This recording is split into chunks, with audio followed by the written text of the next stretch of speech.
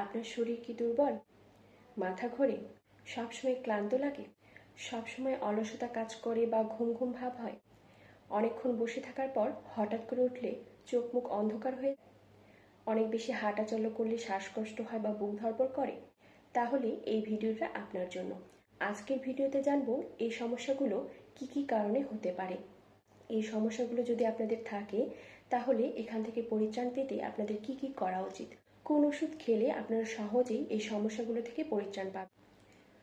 অনেকেই কমপ্লেন করে তাদের সবসময় শরীর দুর্বল লাগে, সবসময় শুয়ে থাকতে ইচ্ছা করে, ঘুম ঘুম ভাব হয়, কোনো কাজ করতে ইচ্ছা করে না, হাঁটাচলা করতে ইচ্ছা করে না।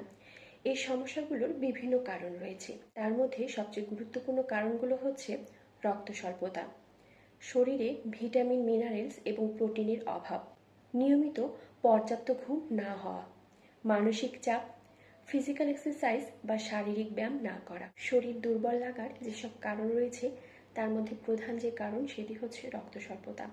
যেহেতু মেয়েদের প্রতি মাসে মাসিকের মাধ্যমে নির্দিষ্ট পরিমাণ রক্তক্ষরণ হয়, তাই তাদের ক্ষেত্রে রক্ত স্বল্পতা হওয়া স্বাভাবিক। রক্ত স্বল্পতার এছাড়াও বিভিন্ন কারণ রয়েছে।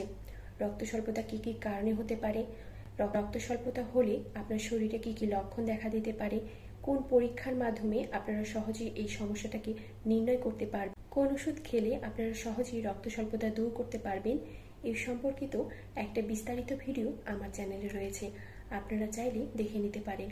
সবাই সুস্থ থাকবেন, ভালো থাকবেন, নিজের যত্ন নেবেন।